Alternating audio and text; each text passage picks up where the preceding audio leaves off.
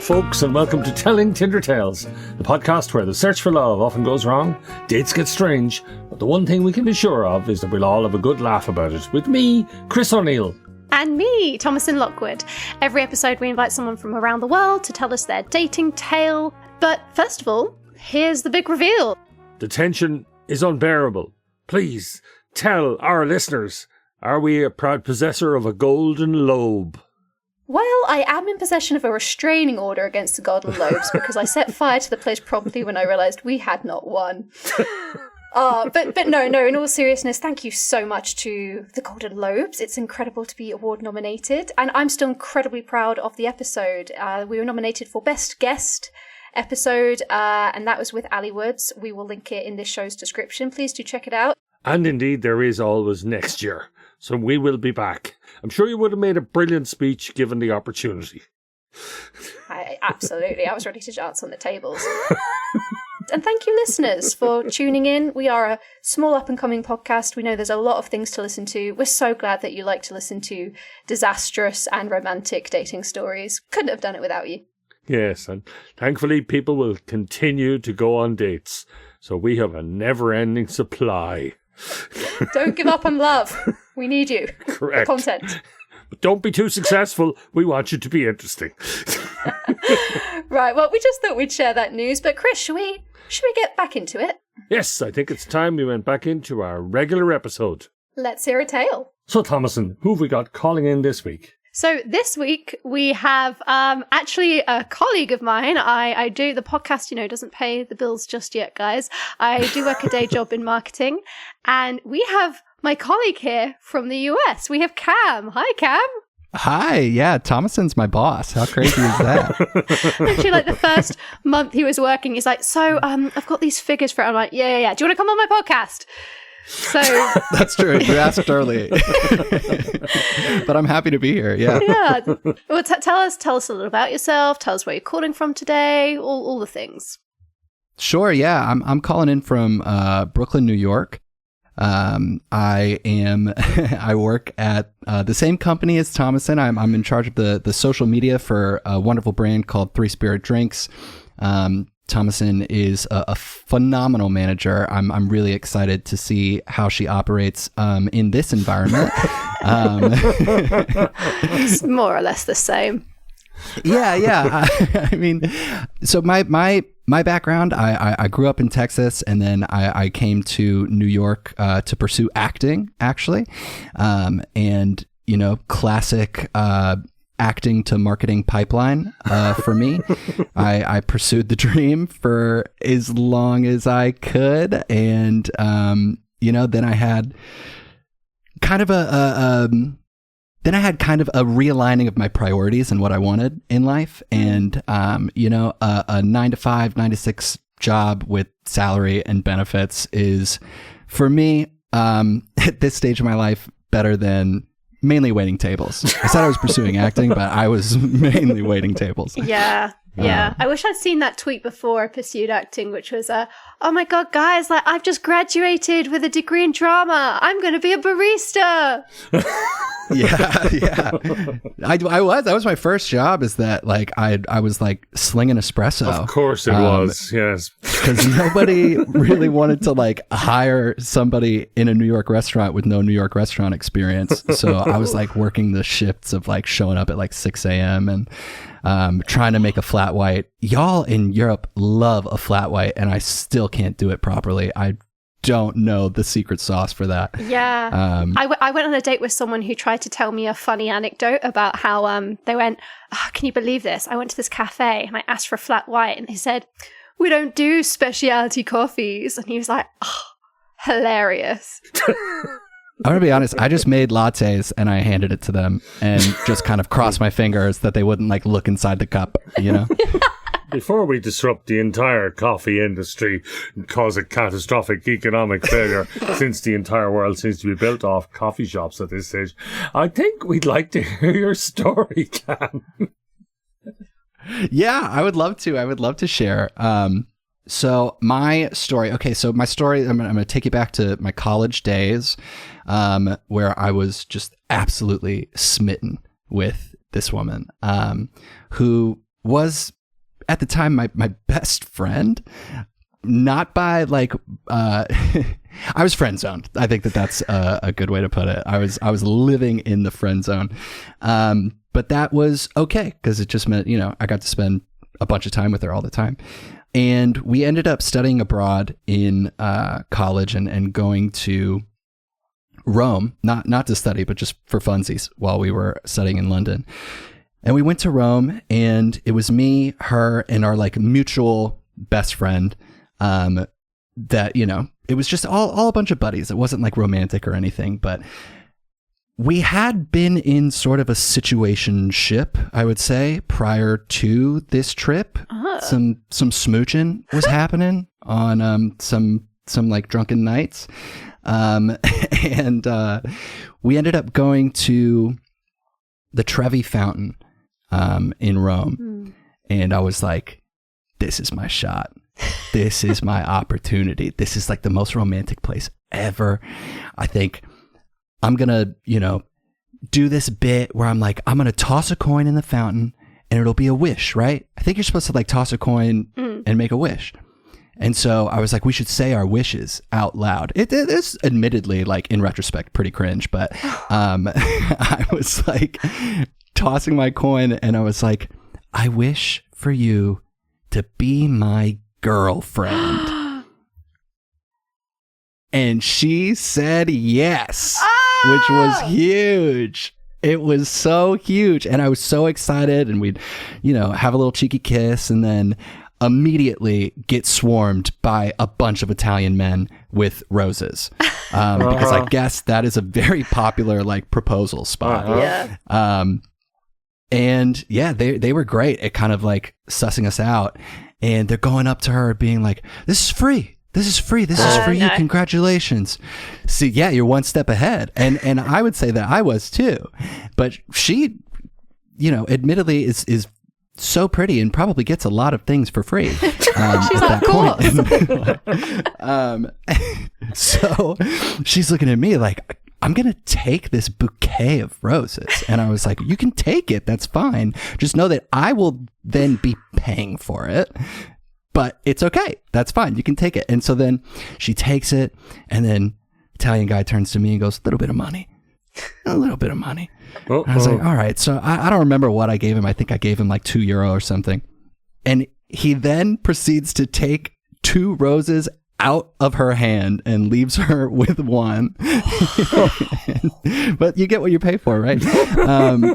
So that was me like asking my best friend to be my girlfriend the whole time. Like our mutual best friend is on the side like cheering us on. It was so great. And my girlfriend is now my wife. Yeah. And that best friend that was there with us actually officiated our wedding a little over 2 years ago. So that was like a pretty pivotal change in our relationship. And I'm really glad it worked out because, we've been together now for like over 8 years, married for 2. And starting that relationship like in, the friend zone, I think was actually really good for us because we had that just like foundation of friendship to work off of. So that's my story. That's fascinating. Hope you've enjoyed. Yep. Open to any follow-up questions. Oh, there are questions. Definitely. I'm going to start because we probably don't want to start with your boss asking you questions about this. Sure. Did you subsequently talk? What's your wife's name, by the way? Oh, her name is Lily. Lily, okay. Did you subsequently talk to Lily about her friend zoning of you, shall we say? Did she always have it in mind that she would rezone you, for want of a better term? That's a good question. Every time that we would hang out together before I left her apartment, I would be like, should we make out? Would you like to make out before I leave? And I was getting no's every time until, one day she said yes, which was, I guess, like my foot in the door. But I don't think that post me asking her to be my girlfriend, there was really any fear of going back into the friend zone. What was a little strange was that in our college town, you have to apply for housing like a year in advance to get the lease that you want. And we had signed a lease to live together before we even became like a romantic item. So immediately after becoming romantic, we started living together with 2 other people. You've done this all in such a weird order. Yeah, maybe we can edit it into a better order. I don't know. Wow. But yeah. All right. So when Lily accepted the idea of signing the lease with you, did you not think this is progress? Yeah, there was definitely like in the back of my mind, I was like, well, now we're going to be spending a lot of time together. She got to fall in love with me at some point, right? But yeah, I think I was just mainly excited to live with her and maybe have the opportunity to like see her in a nightgown, and also live with my best friend. That's her wish too, turns out. Yeah, thankfully, yeah. So I have a question at the Trevi fountain. So you had this idea of like, let's all put down our wish and a coin in a fountain. But what was her wish? And who went first? Because I have this idea that, you know, she's throwing in a coin like, oh, hope I get nice baguette for lunch. And you're like, I love you. like what was the wishes? Yeah, that's pretty on the money. She went first because, you know, I'm the grand finale wish, right? Like I'm going to pop the question. Yeah, I think she just like wished for health, which is great. We have that. That wish came true.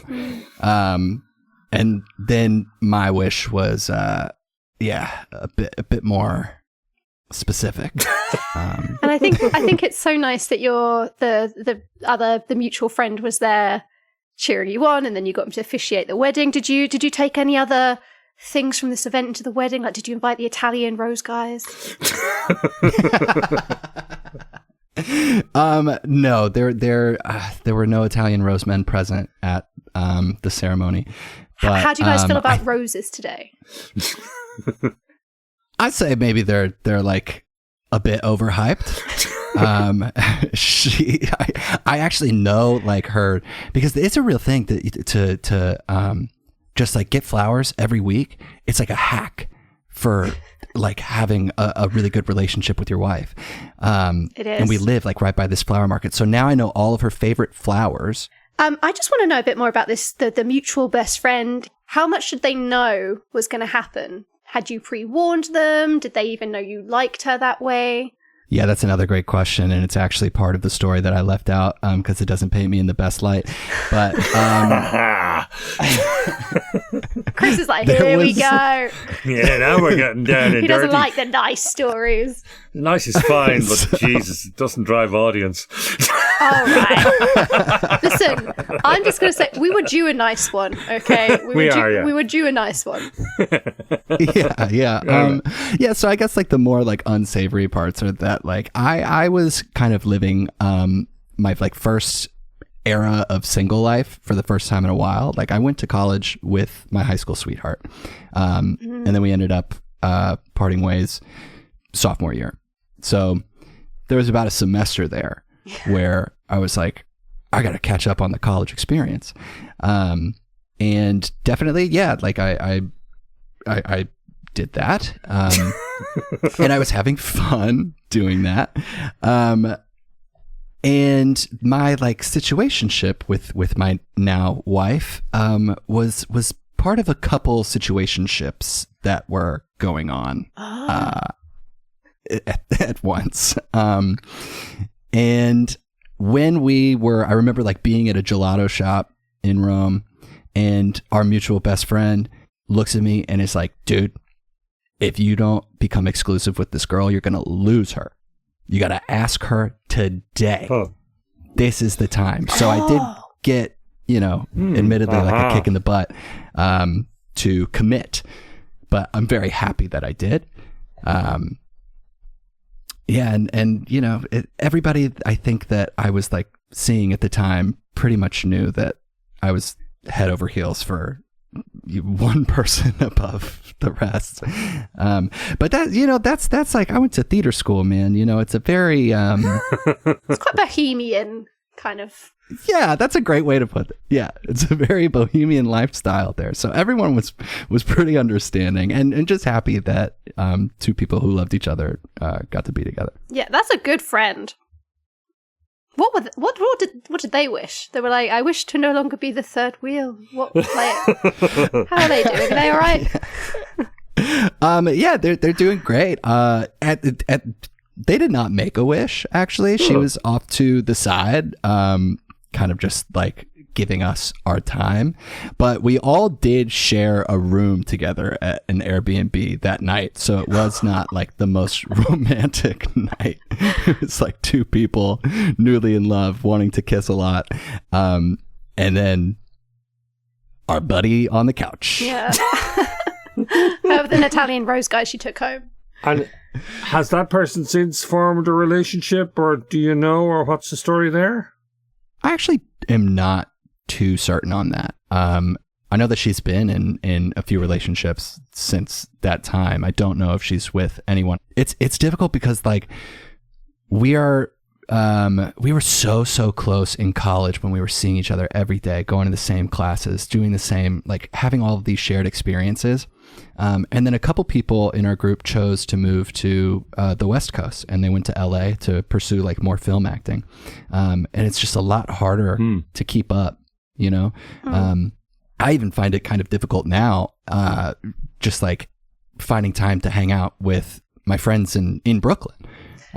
Yeah. But I think that's just a part of. I'm trying to figure that out. I'm trying to figure out the best balance of maintaining friendships, having a strong relationship with my wife, and then also like trying to be more involved with my family and her family. She's got a giant family, dude. So it's a lot. It's a lot of upkeep. I feel you. Yeah. Yeah. I guess this is quite an interesting episode in that often on Telling Tinder Tales, we interview a lot of serial daters. But by the sounds of it, because, you know, you had your first sweetheart and then you had the semester of slutting around and then you basically found your wife. Like, do you think you could count on your hands how many first dates you've been on? Oh, yeah. Yeah. No, it's not a lot. Because I wouldn't really consider like a lot of like any hookups or whatever. Like there was no dating that was involved. So did you go straight from like a first date with your, you know, a girlfriend as a teenager to then like first date with Lily? Was that what did you learn in the time then? Yeah, no, that's a great point. Yeah, so I was like first date with my high school sweetheart. I remember taking her to P.F. Chang's. Do you guys have P.F. Chang's? What is that? Okay, it's my favorite restaurant. It's not, dude, but it's my favorite restaurant. It's Americanized Chinese food. Oh. And yeah, I took her to P.F. Chang's, and then that just kind of became like our go-to spot. You know, we're gonna go get the lettuce wraps, and then there was like I remember during the hoe phase that I was having, I like went back home and I was like, well, maybe I'll hit up like some other people that I knew from high school and see if maybe I can get that ball rolling.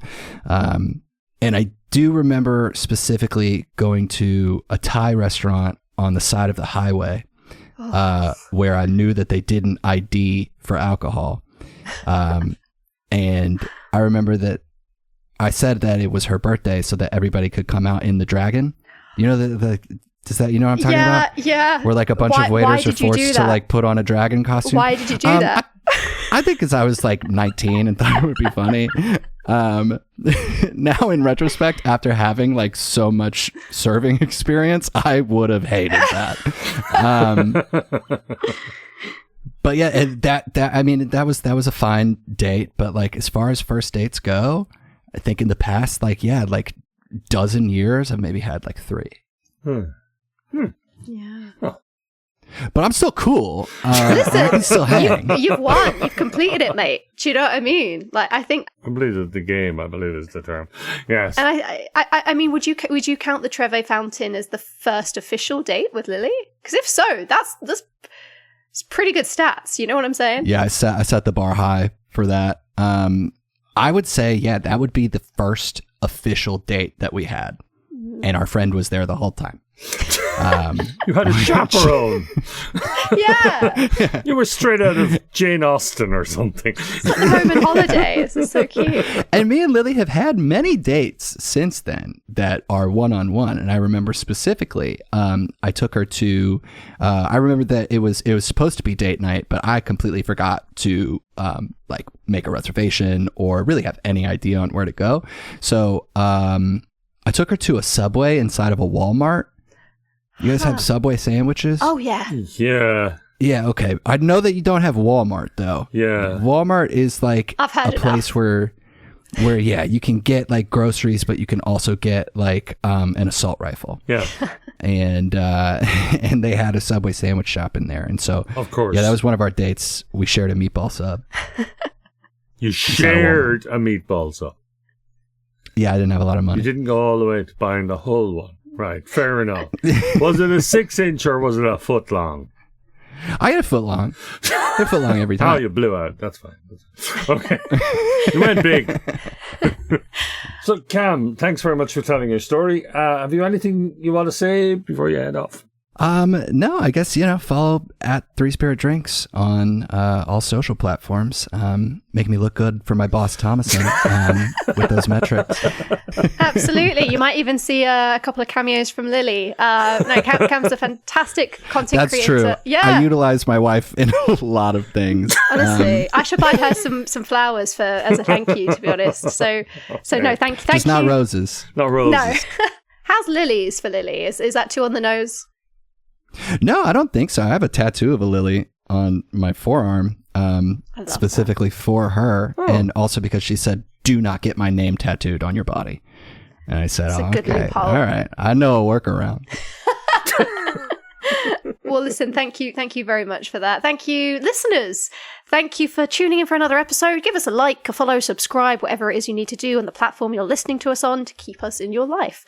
And please do give us a review. It really makes a difference to an up-and-coming podcast like ourselves. And of course, please do tell people about the podcast the old-fashioned way. Tell someone in your life, someone face-to-face. Next time you're at the Trevi fountain, throwing in a coin, and you get a bunch of Italians running up to you with roses, you say, "Hey, this reminds me of a podcast episode, and I really think you should check it out." And of course, listeners, we want to hear your story, so do get in touch at tellingtindertales@gmail.com. Indeed, and we have live shows coming up at various comedy festivals around the country. We're on the 30th of May, we're at Ram Comedy Festival in Derby. Ooh, that's very soon. So follow us on socials at Telling Tinder Tales for updates and details. Okay, folks, so all we've got left to do is say goodbye. Say goodbye, everybody. Bye-bye. Bye. Bye. See you in Rome.